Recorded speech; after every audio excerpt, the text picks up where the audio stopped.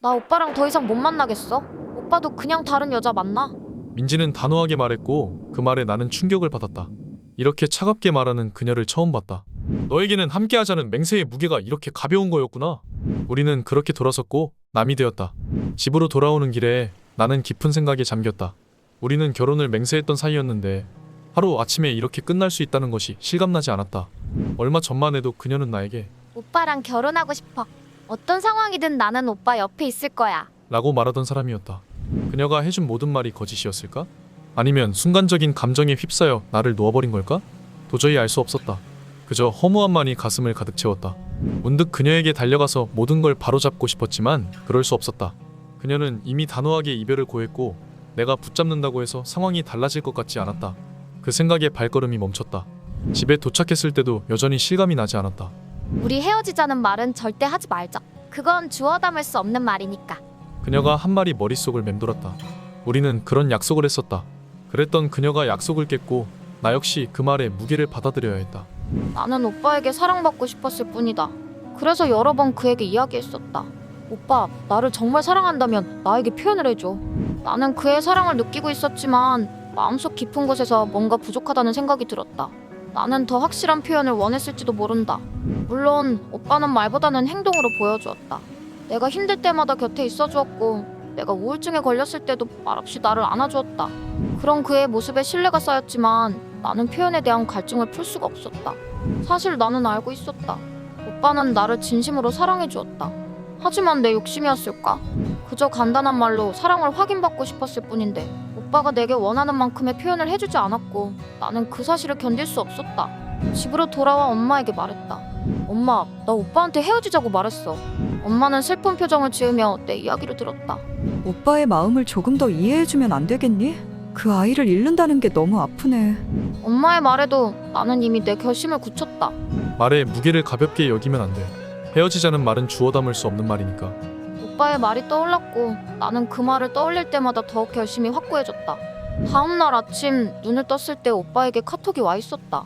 우리가 다툴 때마다 오빠는 항상 사과의 메시지를 보내오곤 했다. 이번에도 비슷하리라 생각하고 기대하며 메시지를 열었다. 어제 너의 단호한 모습을 보고 우리 사이가 끝났다는 걸 직감했어. 너의 생각을 존중하고 나도 마음을 정리하기로 했어. 충격이었다. 오빠는 언제나 우리 관계를 지키기 위해 노력했던 사람인데 이번에는 이렇게 바로 놓아버릴 줄 몰랐다. 나도 이제 오빠를 놓아야만 하는 걸까? 그렇게 하루하루가 힘겹게 지나가고 있었다. 나는 말의 무게를 중요하게 생각한다. 민지에게도 수차례 말했듯 결혼을 맹세한 이상 내가 먼저 관계를 저버릴 생각은 없었다. 하지만 그녀가 먼저 이별을 고했고 나 역시 그 순간 더 이상 관계를 유지할 힘을 잃어버렸다. 관계는 나 혼자 노력한다고 되는 게 아니니까. 출근 후 나는 팀장님에게 결혼을 위해 이직했다는 이야기를 꺼내며 이제 퇴사를 고려하고 있다고 말했다. 팀장님은 걱정스러운 표정으로 물었다. 그렇다고 바로 퇴사하려는 건 아니지? 저도 시간을 좀 두고 생각해 볼게요. 집도 정리하고 앞으로의 계획을 세워야 하니까요. 나는 마음을 정리하기로 결심했다. 누군가는 내가 너무 단호하다고 생각할지도 모르지만 내게는 이 방법이 최선이었다. 민지의 빈자리는 너무 컸고 마음 정리를 하려면 환경부터 바꿔야 한다는 걸 알고 있었다. 그날 팀장님은 내게 일찍 퇴근하라고 배려해 주었다. 나는 민지와 자주 걷던 성당 길을 걸으며 기도했다. 저와 민지가 각자의 길을 걷게 되었지만 서로가 행복할 수 있기를 바랍니다. 아직도 마음 한켠이 허전했지만 시간이 지나면 괜찮아질 거라는 걸 알고 있었다. 나는 민지와의 추억을 정리하고 다시 내 삶을 살아가기로 결심했다. 오늘 하루는 정말 힘들었다. 정신없이 바쁘게 일하다 보니 잠시 오빠 생각을 멈출 수 있었지만 집에 들어오자마자 오빠가 다시 떠올랐다. 내가 오빠에게 헤어지자고 말했던 그 순간이 계속 기억에 남았다. 사실 홧김에 내뱉은 말이었고 지금 와서 생각해보니 내가 정말 오빠와 헤어지고 싶었던 건 아니었다. 그저 내가 사랑받고 싶은 마음에 투정을 부린 거였을지도 모른다. 오빠의 메시지를 다시 한번 읽어봤다. 너의 생각을 존중하고 나도 마음 정리를 하기로 했어. 그 문장이 너무 차갑게 느껴졌다. 오빠가 정말로 나를 잊고 마음을 정리하게 된다면 어떡하지? 그런 생각이 들자마자 가슴이 답답해지기 시작했다. 나는 아직 오빠를 사랑한다는 걸 깨달았다. 엄마의 말이 떠올랐다. 오빠가 표현은 부족할지 몰라도 언제나 너를 지켜주고 있잖니. 맞다. 오빠는 표현하는 데 서툴렀지만 늘 곁에서 묵묵히 나를 챙겨주던 사람이었다. 의리 있고 책임감 강하고 배울 점도 많은 그런 사람이었다. 엄마는 또 이렇게 말했다. 누굴 만나든 만족스럽지 않은 부분은 있을 거야. 표현이 넘치는 남자를 만나도 분명히 다른 불만이 생길 거고. 엄마 말처럼 우리는 서로 다른 방식으로 사랑을 표현했던 것뿐이었다. 오빠가 나를 정리하기 전에 빨리 이 오해를 풀어야겠다는 생각이 들었다. 핸드폰을 들고 오빠에게 전화를 걸었다. 신호음이 몇 번 울릴 때까지 나는 숨을 죽이고 있었다. 혹시 오빠가 내 전화를 받지 않으면 어쩌지? 걱정이 앞섰지만 당장 연락을 해야겠다는 생각이 더 컸다. 그리고 드디어 오빠의 목소리가 들려왔다. 응. 순간 말문이 막혔다. 차분한 오빠의 목소리가 너무 멀게 느껴졌다. 한참 머뭇거리다가 물었다. 오빠, 나랑 진짜로 헤어질 생각이야. 내 목소리는 이미 울먹이고 있었다. 그럼 네가 단호하게 나를 밀어내는데 내가 뭘 더 할 수 있겠어. 오빠의 말이 너무 차갑게 느껴졌다. 하지만 그 속엔 체념 같은 것도 깔려 있었다. 나는 잠시 침묵했고 그 사이 마음속에서 수많은 말들이 떠올랐다. 하지만 그 말들을 다 꺼낼 자신이 없었다. 결국 내 입에서 나온 말은 미안해 였다. 오빠는 나를 있는 그대로 봐줬는데 나는 오빠를 자꾸 바꾸려고만 했던 것 같아.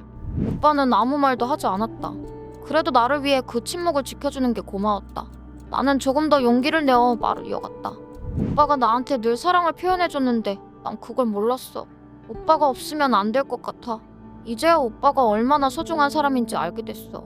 한동안 대답이 없던 오빠가 마침내 입을 열었다. 헤어지자는 말 주워 담을 수 없다는 거 알지? 그 말에 심장이 쿵 내려앉았다.